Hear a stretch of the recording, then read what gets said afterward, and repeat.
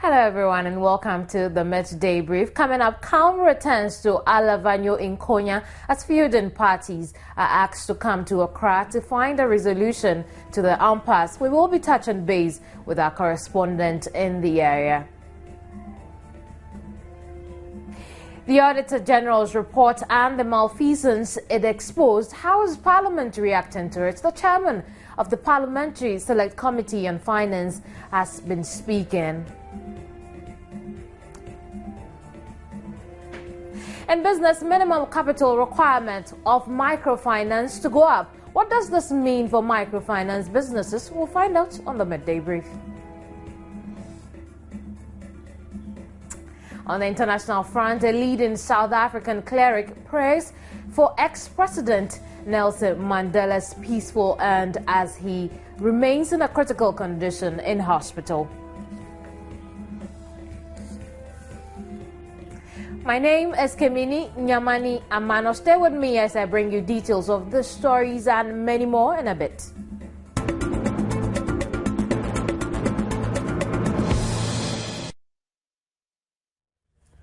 Our first story, calm is said to have returned to Alavanyo and in Konya. The two communities are engaged in conflicts. The Regional Security Council is inviting the two parties involved in a meeting here in Accra to settle differences. The Regional Minister, Nia Fote Agbo, last night told Joy News no one will be allowed to disturb the peace in the area. The minister has described the recent outbreak of violence in Alavanyo in the Volta region as having the characteristics of a guerrilla warfare. According to him, people were shooting and others hiding, thus making it difficult for security personnel to maintain law and order.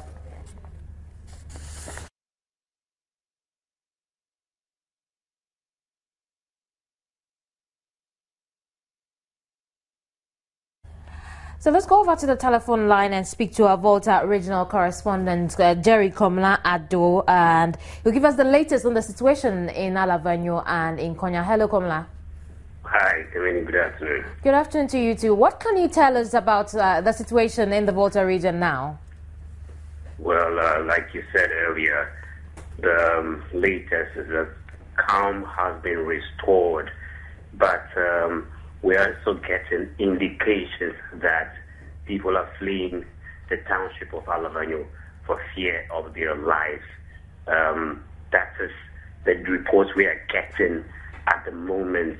It's pending the meeting between the two factions in Accra within the next week or so. It all started on Sunday, Sunday night. I understand a gentleman was shot in the shoulder. Apparently, he decided to sleep outside of his house. It's a house of four. 3 people were sleeping inside, but that night he decided to sleep outside of the house, and then he was attacked, and then he sustained gunshot injuries, and he was taken to the Volta Regional Hospital. Right. Jerry, tell us about security presence in both communities, Alavanyo and in Konya. Yes, security is very, very tight. But the people of Alavanyo are complaining that the security personnel are only stationed in Konya. But the regional minister gave an explanation that it is because something happened in the past. The people of Alavanyo actually attacked the security personnel some time back, and so for fear of insurgency, the security personnel had to move a little bit away from that area. That's why it looks like they are only close to Konya. But he explained that, evidence on the ground showed that the weapons that they used to attack the security personnel were very sophisticated weapons. So it really damaged even vehicles that were supposed to be bulletproof got badly damaged. So for fear of further attack, they had to move away from the township. Right, and Jerry, we also understand that there was going to be a Security Council meeting. Have you had anything on the ground? Well, what the regional minister said was that they had several meetings here in this region. So the next step for them is to go to Accra. So currently the plan is to just organize and go and meet the two factions in Accra. Right. And so how would you describe the two communities now after we know that some people have been fleeing the area? I would say tensions have been really resurrected because when you see the situation, you realize that there's no activity really going on in there. Especially in Alavanyo, there's no activity really going in there. So tensions have really been resurrected. Right, and it gets more worrying because there's no security presence in Alavanyo. How should the people feel about this? Well, the regional minister actually said that where the security people are currently, camped is just a stone throw from Nkonya. So the place is called Nkonya Tai, which is just a stone throw from Alavanyo. So it's not as though there is no security presence. The reason why they moved a little bit away from that place is because of the fear of attacks. And right. So it's not very far from right. The Alavanyo township itself. Right. Thank you very much, Jerry Komla Ado. He is a Volta regional correspondent. Now, we'll come back to the Alavanyo in Konya issue, but let's take a look at Ashaiman also, where a protest happened sometime this week. Now, Joy News has noted with concern in recent times the police's handling of some injured persons during demonstrations and riots, as happened at Ashaiman. Now, cameras captured an instance where an injured person was left to his fate, and coming on the back of a similar incident last week during the clashes at Teshi, we found it necessary to draw the attention of the police to what appears to be an emergent practice. It all started just before rush hour with blockades on key sections of the road leading to and out of the town.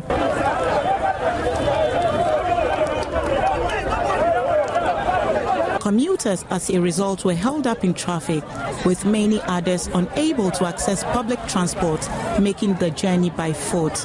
The action, which is believed to have been initiated by commercial transport unions within the Ashaiman municipality, appeared to have quickly won the support of residents of the town. Initial attempt by the police to quell the situation was rebuffed by the irate crowd, forcing them to retreat and call in reinforcements. Their main beef was the poor nature of this road, the Ashaiman main road, which runs from the motorway underbridge through the main lorry park to the Ashaiman runabout. The residents say the road has remained in this deplorable state for about 4 years now, despite numerous complaints. This in your way, even me MP, I go show your way. Shasana Kwanaye. And I driver so your friend, I mean to say, I just say, you're copying for on a catch woman. Now, almost just a great apart, almost great so. Now, young faso, because you're your road with your contest, your insurance, you're too. Why this scanning and to contest, baby papa, my equine. In Dama, and organize it drivers in a Bianco Juma. And a close to main station gate, you're close to Cabio loaded there, my a BRC phone. It is too pressure for us. Honestly, it's too pressure. All of you who are here, you know our feelings. You must understand our feelings. Because first time, Kwame Nkrumah time, they make a supervisor of the road who use the motor to see where the potholes and then the roads are not good. But here now, we don't have that one. They say road safety. Why don't you force a bad road net? They have to use a bad road net. Eventually, the security agencies managed to mobilize enough men on the ground to begin clearing the roadblocks and put out the burning ties. The situation, however, took a turn for the worse when protesters began hurling stones at the police, who responded by firing tear gas and rubber bullets to disperse them. In some instances, they used their whips on the protesters. Our cameras captured one police officer and at least one civilian badly injured as a result of the clash. Police Director of Operations COP John Kudalo announced that some arrests have been made and indicated enough men will be stationed on the ground to maintain law and order. All of a sudden it erupted into a very nasty situation of them throwing stones on the police. One policeman was hit on the head. And so we have to use a force appropriate or consummate to what was happening. Some arrests have been made, but I can't give you the number now. The demonstrations must get a permit to do it or must inform the police. So they said they were demonstrating, then they didn't inform the police. So when we go, shall give them the appropriate charges. And some of them were even trying to disrupt us from performing our duties. This is not the first time drivers and residents are protesting over the poor nature of their roads. There was a similar demonstration early this year. On the line is development consultant EBENEZER, and I would find out from him if this is the way forward. We remember that at the end of the day, indeed, some work started on the roads that these young people had gone out to protest against. Hello, EBENEZER.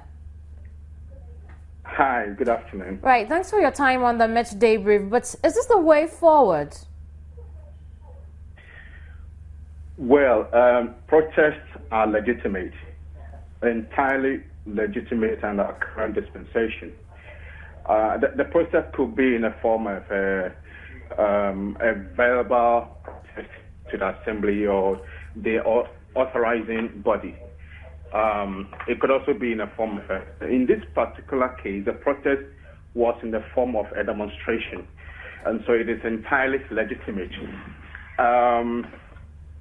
Yes, if the protest can really lead to letting authorities know that, look, there's a nagging problem and then we want it sorted out. The protest in this case would be entirely legitimate, as I said. But if the protest creates inconveniences and loss of life or threat to some kind of economic resource, like we saw in Ashama, then really we need to look at the protest again.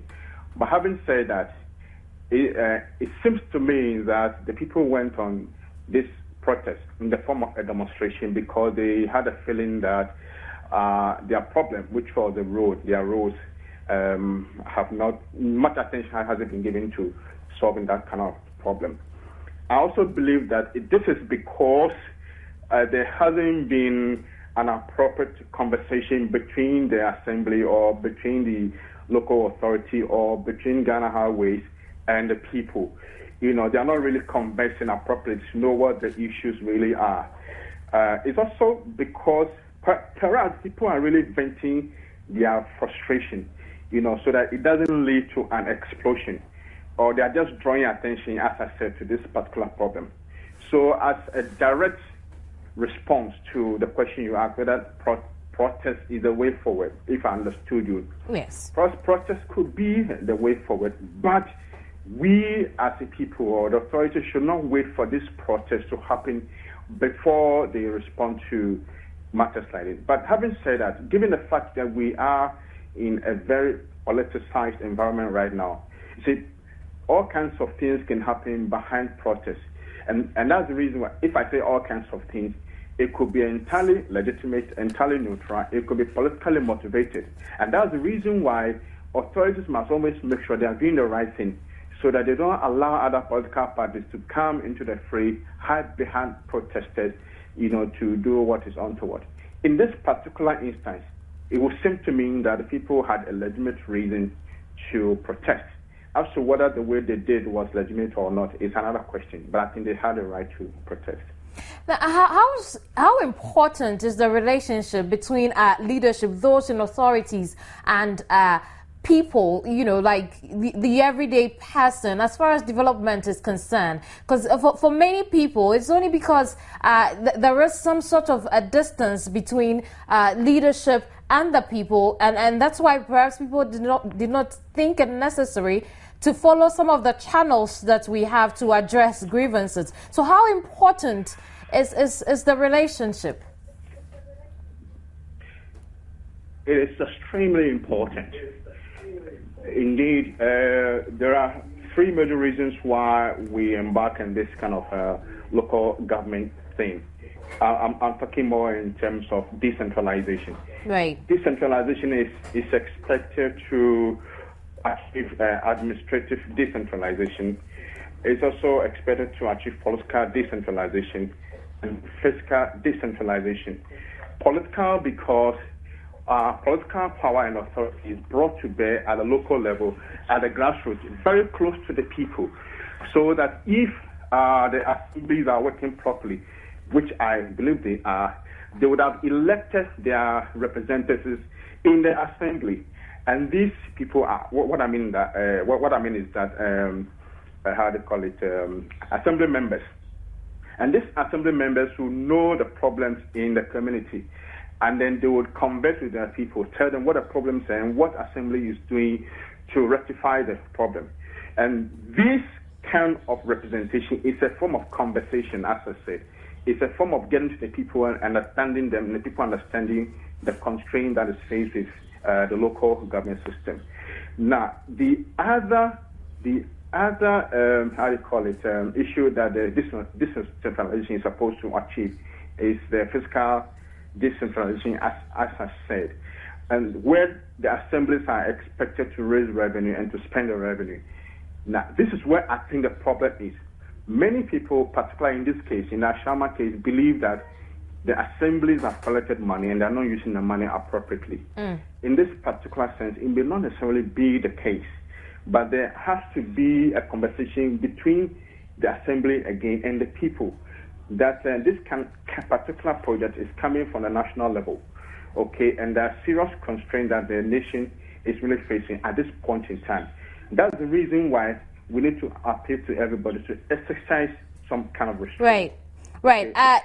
Ebenezer, I'm going to have you hold on for me while I talk to the Dean of Studies of the Institute of Local Government Studies. His name is Eric ODURO. And good afternoon, Eric.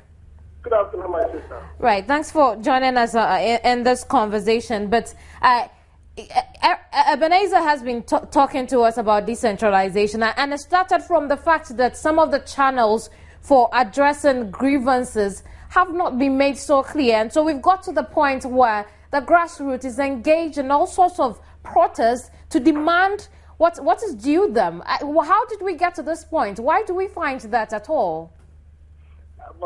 Good afternoon, my sister. I think, you see, what is happening is that there is a missing gap. Normally, we have the Public Relations and Complaints Committee of the various district assemblies. Under normal circumstances, if the public don't understand a particular operational aspect of a local government, they are expected to petition it through the Public Relations and Complaints Committee. Then the assembly would address it. But even before they get to Public Relations and Complaints Committee, they would have handled the issue, or they would have consulted their assembly member. But with the Shaman issue, I think there's more to it than the way we are interpreting it. It borders more on the relationship between the district assembly and the central government. What I hear is that the contract was awarded by the central government. Under decentralization, if it is awarded by the central government, then we need the local government to be involved in all the processes so that the local government will be able to properly monitor and ensure that this contractor is executing the assignment. Then after that, the local government would then be in a position to explain and interpret things to the citizens. But as it stands now, it was awarded from the center. The local government may not have the relevant documentation. They don't have the specs of the project. They don't know how much the project is, how much they are supposed to pay the contractor. So they are finding it very difficult to communicate to the citizens. Invariably, they are handicapped with information. So we need to manage it from two angles. The relationship between the local government and the central government must be strengthened in such a way that there will be free flow of transparent information.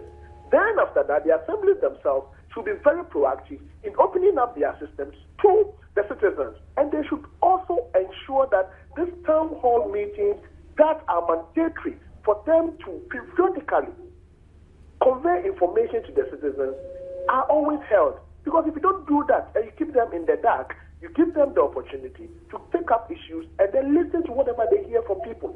They are also not allowing the district assembly members to also hold assembly meetings with the people. Under the Local Government Act, every assembly member is expected to meet with the electorate or the citizens from a particular community before an assembly meeting and after an assembly meeting. The essence is that the assembly member communicates back to the electorate what has transpired at the assembly and what the assembly is doing. But because of resource constraints, most assembly members don't provide this platform to share information. So there is a missing gap when it comes to feedback from the assembly to the citizens, and then also input from the citizens to the district assemblies. And I believe we need to resolve that issue. And so then we haven't essentially made use of our decentralization process. It hasn't been of any help to us at all. Yes, my sister, I would say that the decentralization process has been of immense help to us as a nation. But we need to deepen the process. What we need to do is raise awareness and then capacitate people to understand the operations of the system. In fact, if we don't do that, we would not reap the benefit from decentralization. It is the best approach to governance. It is only through decentralization that will lead to true democracy. And if we manage it well, it will lead to development. Citizens are not actively involved in most of the decision-making processes. They are being taken on behalf of the citizens by people. But you need the people themselves to feel involved in the decision-making process. That is the bit that is missing. Right. But with the new decentralization policy, I believe if we implement it well, we'll get there. Right. Eric, please hold on for me. Ebenezer, you'd assume that, in fact, for infrastructural development as the roads and general infrastructure, our leadership used these facilities as well, and we wouldn't have to agitate for better roads. What do you really make of this? Hello, Ebenezer. Hello, I believe our leaders are very much aware of what you just described. And I would imagine that sincerely they would want to ensure that roads are in top condition, not only for themselves, but for the entire citizens. Remember, they were voted to power because they promised the people that they would develop the nation, roads inclusive. I think I share entirely the sentiments expressed by the other contributor that we don't seem to be talking so much amongst us. I mean, conversing and communicating appropriately. I'm sure that is the reason why we've come into this situation. I have a feeling that there's a genuine reason. There's a genuine problem that if we together put all hands on deck, we'll be able to resolve the problem. Right. Thank you. Right. Please just wrap up quickly. Yes, I want to emphasize that there's one aspect of decentralization, which is administrative decentralization, where all the ministries, for example, Ministry of Health, Ministry of Roads and Highways, etc., are also supposed to work through the assemblies. In fact, work with the assemblies and in the assemblies. If this is properly put into place, I'm sure Ministry of Local Government that's being represented by an assembly, and the Minister of Roads and Highways, etc., will be in the trenches together to resolve this matter. Right. Thank you, Ebenezer, for your time here. Ebenezer, ARMAH is a development consultant. But Eric, quickly, this Ashaiman issue indeed yielded some results, and we may as well look forward to some other young people, some other youth taken to the streets and then protesting whatever issue they deem wrong in their community. What should we do to forestall such a situation? Yes, I think as a matter of urgency, we should look at the Ashaiman case, and all local governments should sit up and start opening up their system and conversing and communicating with the people in their electoral areas. I will not be surprised if economic agents or economic groupings within various local governments also gets up one day and says that we are paying our taxes to the local government. We don't see or we don't physically see what they are using the resources for. Therefore, we are going on demonstration. Right. So I would encourage them to open up the system, make sure that they get to them, make sure that they activate their public relations and complaint system. Right. And then some of them must also start educating them using radio programs, etc. So sensitization and awareness raising is what they need to do. Right. Thank you very much, Eric. Eric OSAE ODURO is a Dean of Studies with the Institute of Local Government. And let's go over to the Supreme Court, where my colleague Annie Osabute is joining us by telephone to give us an update on what went down today. Hello, Annie. Hi, good afternoon, Kameni. Good afternoon to you too. So what's been happening today? Well, today, today the petitioners move a motion asking the EC to furnish them with some coalition forms and covering 13 constituencies, including Lejekuku, Ketu North, and Manyakrobo. But before that, Justice Atuba, again, just like 2 days or so ago, warned that made reference to the fact that there may be a lot of misreporting about some of the proceedings at the court. He specifically mentioned the Daily Guide 2 days ago, and the Daily Guide report with the front page. Presiding Judge goes wild, and they said don't go wild because and even that particular report was not appears to have been sexed up, for want of a better word, appears to have been massaged or sexed up a bit, and he was pretty much unhappy about that. We also talk about the fact that they want to finally warn that court is very careful about things they say about the proceedings, and if you misreport, including the president, you're not going to go scot-free. Again, he mentioned the Deputy Communication Director of the New Patriotic Party, Samuel Awuku, for having said a thing or two against the bench, and he was pretty much unhappy about that. And I don't know if those who were watching, they could hear that he made it clear that asking if he was in court. And he said, they will go and deliberate on the issue, and then they'll come up. But he was very firm, he was very clear in his mind that this is the final warning. Anybody who misbehaves or crosses the line will be dealt with according to the law. Now, on the substantive issue that the request for the 13 constituencies for which the petitioners want a coalition form, Addison was saying that they've been accused of bad faith, and therefore they've always stated that they want to believe that those forms will assist in their proceedings. But Kwashi Aidan, who represents the Electoral Commission, said he was opposed to it. What do you call it? He was opposed to it, and the other respondents, together with Kwashi Aidan, said they are opposed to the application. For example, for Kwashi Aidan, he said that the petitioners were part of the process of the elections right from day one, and therefore he does not understand why they are together. Tony Lita, who represents the president, believes that it is not relevant, and especially at this time of the hour, they don't clearly understand why that such demands have been made at the court. Chejikata also used the word incompetence in referring to the fact that it is irrelevant. But you heard one of the judges, Sule Badigbe, said that it's too late in the day for the petitioner to be asking the court for them to be granted these particular materials, because when you do that, then you're opening the floodgate for any of the lawyers to also be making demands, and where the case has gotten to, there's no turning back. So, they are still on their break and they want to come back. The ruling will happen, and then I believe that Dr. Apojo Afarajan will be asked to mount the witness box, and continue with the cross-examination from the side of the petitioner. Right, absolutely. Thank you very much, Annie Osabute. He joined us with summary from what's been going on so far at the Supreme Court as far as the election petition hearing is concerned. You're watching the Midday Brief.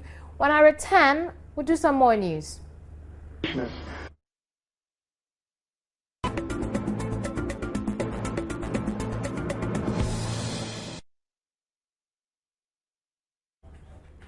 You're welcome back, and moving on with our stories, the United States government has accused Ghana of failing to do enough to eliminate human trafficking. The charges contained in a 2013 trafficking report released by the United States Department. Now, the report says despite the strides made by Ghana so far in reducing human trafficking, government has failed to take advantage of opportunities to do more. It says, for instance, the government of Ghana has failed to provide any specialized anti-trafficking training to law enforcement officials and did not provide sufficient funding to properly maintain government-operated shelters. The report, signed by U.S. Secretary of State John Kerry, noted that Ghana government rather decreased efforts to protect victims. It says the anti-human trafficking unit of the Ghana Police Service's Criminal Investigation Department reported identifying 262 victims, but only referring 33 on an ad hoc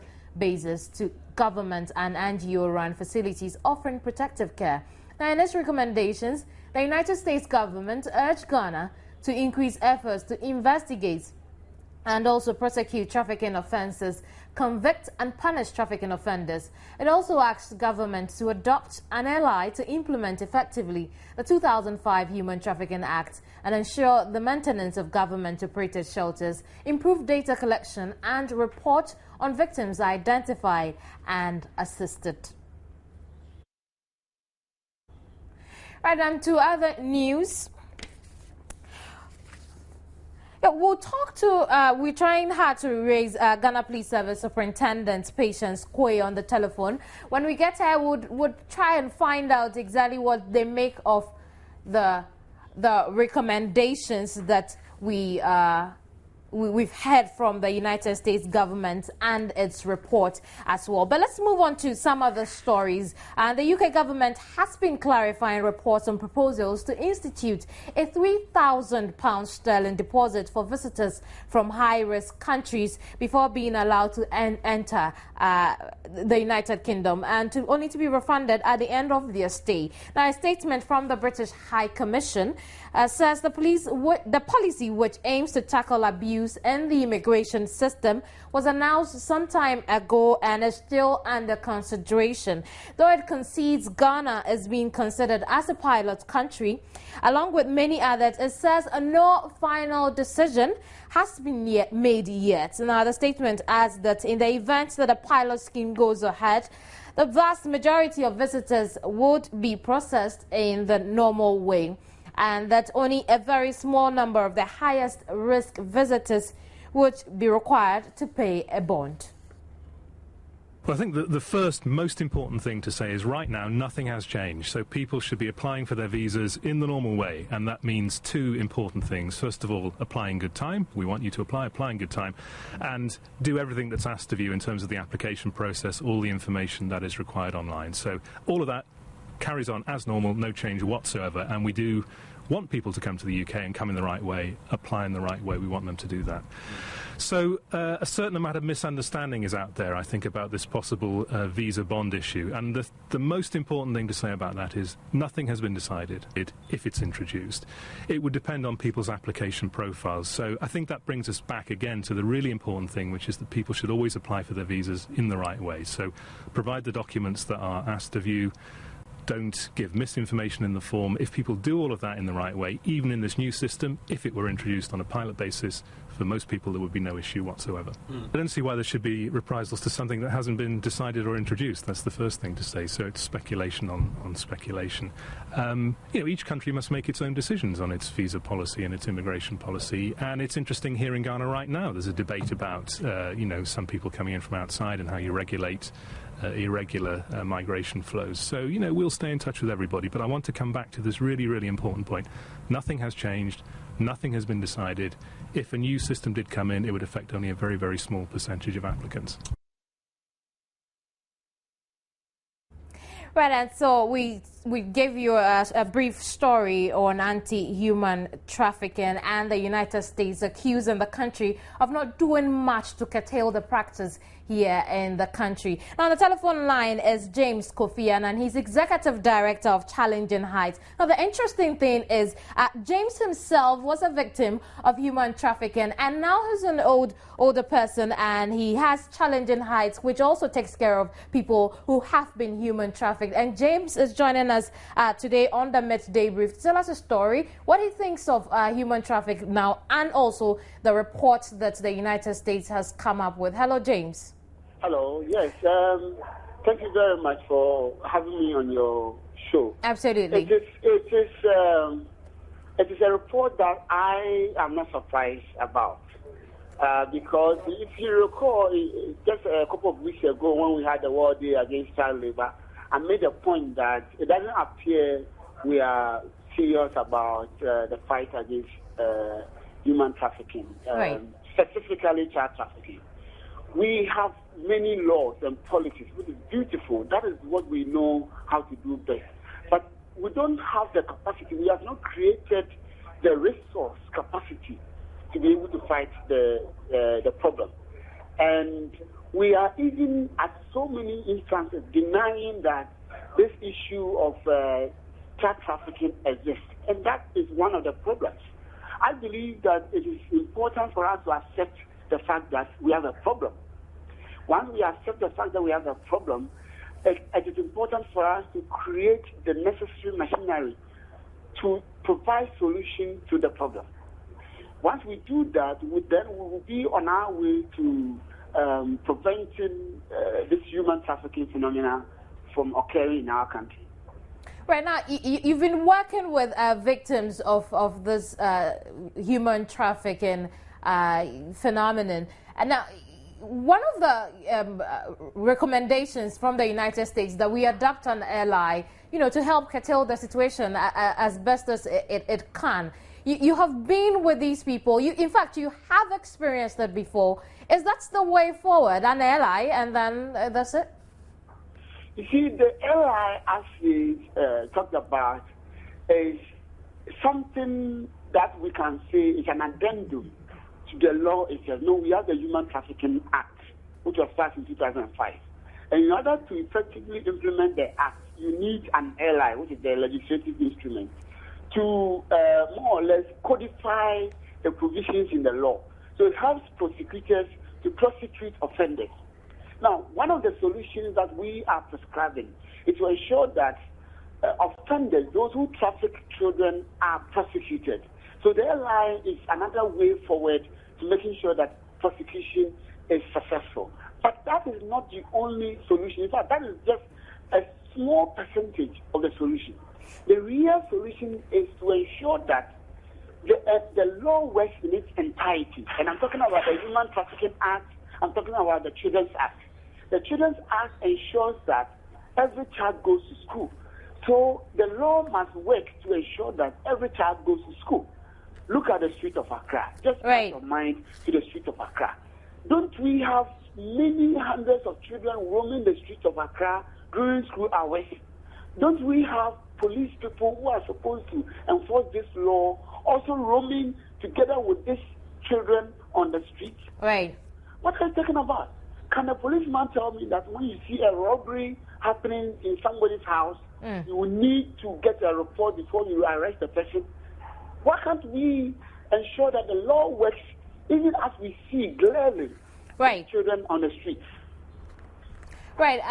James, would end our conversation here. Hopefully we'll take it up some other time. But we've been talking to James Kofi Annan. He's Executive Director of Challenging Heights. And you're watching the Midday Brief. Let's move to some other stories. And the chairman of the Parliamentary Select Committee on Finance, James Kluje, has been talking to Joy News on the Auditor General's report, and that comes up in business. It is important because people who work in government institutions are people who probably are protected by our own laws. I work in government institution, for instance, and at the end of the year, Auditor General come to audit me and issue a report. If the report implicates me that I have embezzled funds, the law should take its own course. I should be arrested, I should be prosecuted. If the law says that I have misapplied the fund, let me tell you, misapplication of fund is not actually an issue that says that I have taken government money for my personal use. Probably I'm asked to buy a Peugeot car and I use it to buy a tractor. That is misapplication. So the law must look into that. Why did you do that? If you are found guilty, the law must take its own course. You must be prosecuted. Now, the issue is that if Auditor General issue the report, that report is submitted to Parliament. Parliament refer this to the appropriate committee, which is the Public Accounts Committee. The Public Accounts Committee will go into this report, invite the people who are mentioned in the report, go through them, and if they find them that the report says is true and therefore must be prosecuted, the Parliament will have to refer this in to a special court that must be set up by the Chief Justice. Then prosecution starts. That is a process. If that is done and the court finds the person guilty, the law applies. If you go to jail, if you're supposed to refund the money, it does that. And I think that is what we are going through now. Where I think that we are lacking a bit is the special court that must be set up by the Chief Justice. Still in business, the Bank of Ghana is reviewing portions of the regulations covering the microfinance sector. Now, key among this is the 100,000 minimum capital requirement for microfinance companies. Spate of bankruptcy reports in the sector. Now, about 5 microfinance firms have over the past 6 weeks experienced serious financial challenges, which has seen most of them fold. Now, the head of banking supervision at the Bank of Ghana, Franklin Belny, tells Joy Business the new review should be completed in a month's time. The capital that they set is low, and that is why he believes there is the influx of the companies. But all of them may not even be coming in with noble intentions. Now, so one of the things that is going to be done is to revise the capital requirement. But for existing companies, he shares, will be given time frame to raise the additional capital. Now, the Bank of Ghana has discussed it with management and is looking forward to get clearance, and so it will soon issue new microfinance guidelines on the capital branching and liquidity requirements, among others. Now, perhaps within the next month, he added. Right, and to some other stories, Golden Star Resources Bogoso Prestia has signed an agreement with communities in which it is operating. The agreement is expected to help sustain and strengthen the trust and relationship that has been achieved between the company and its communities in the last few years. Structure until recently was serving as the primary school block for the over 130 pupils who are now occupying the new structure, which has been constructed for the community. Information gathered was that the old structure was constructed by the community but was later taken up by the Ahmadiyya missions, who are now running the school. The school authorities have decided to convert the structure into a nursery and kindergarten block. Right, so we apologize for cutting that short, but we have BOHAM on the telephone line. He is going to talk to us about the microfinance issue, where the Bank of Ghana is looking at increasing the minimum capital requirements. Now, BOHAM is president of the Microfinance Association. He's vice chairman, rather, of the Microfinance Association. Hello, EKOW. Hi, good afternoon. Right, so what do you make of this?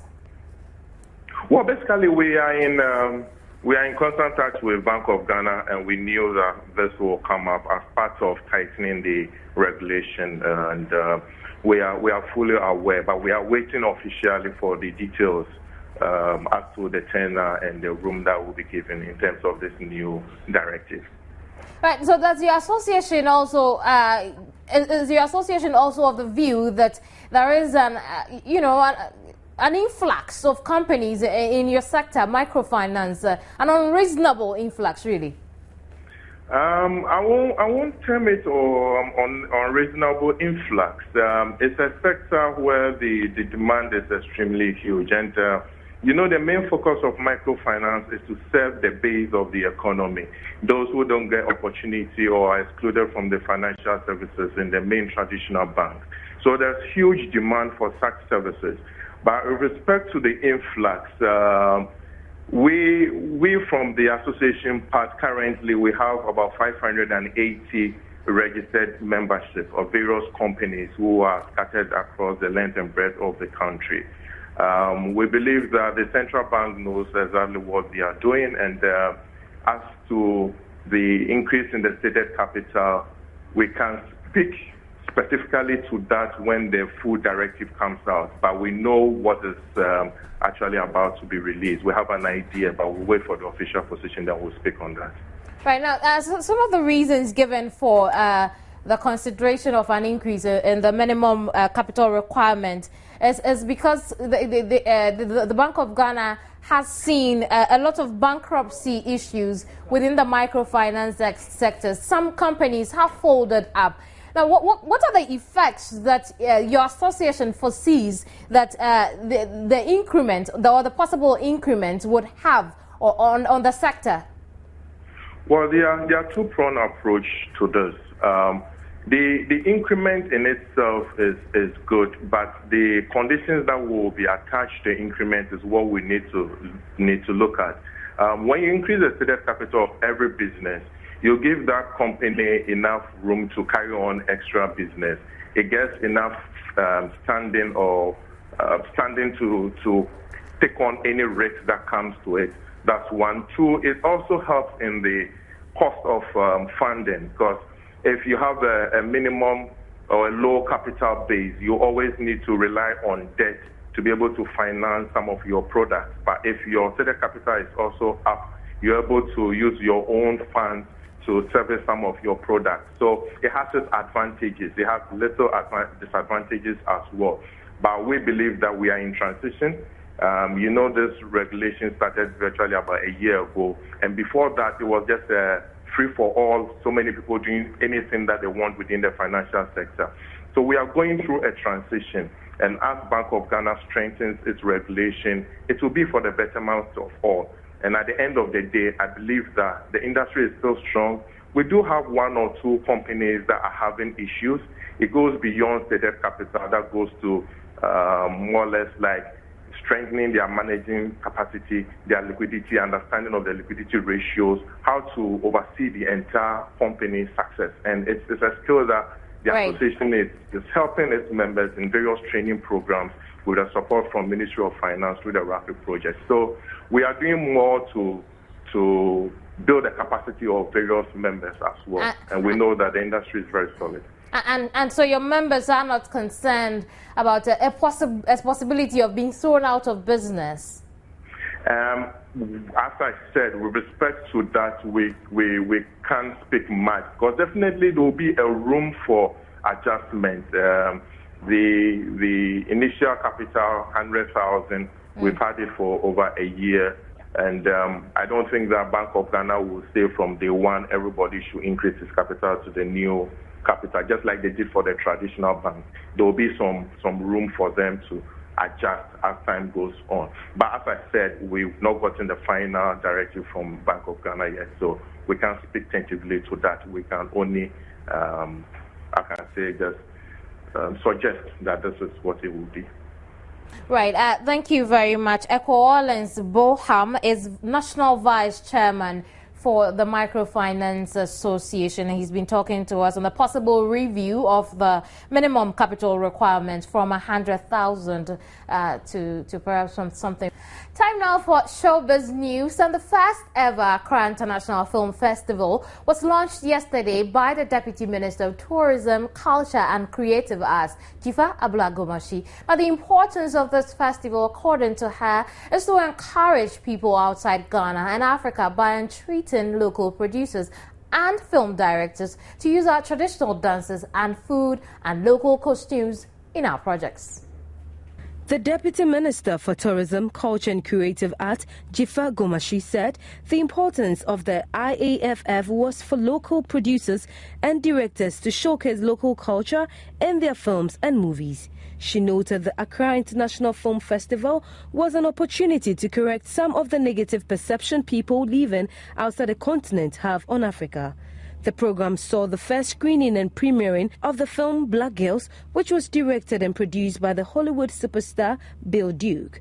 The film is based on the negative stereotype and discrimination that blacks in the U.S. go through due to their blackness and what could be done about it. The media has, however, been advised to play a major influence on why there is this discrimination towards black girls. That's it for Showbiz, and unfortunately that's it for this hour as well. Just before we go and look at our closing headlines, and calm has returned to Alavanyo in Konya as field and parties dialogue on peace in Accra. The chairman of the Parliamentary Select Committee on Finance has been speaking on the released Auditor General's report that came up in business. Now, microfinance companies are engaging the Bank of Ghana in the build to the increase in the capital requirements of microfinance companies. On the international front, we saw a leading South African cleric has prayed for a peaceful end of former South African leader Nelson Mandela. Totally grateful for your company. My name is Kamini Nyamani Amana. Goodbye.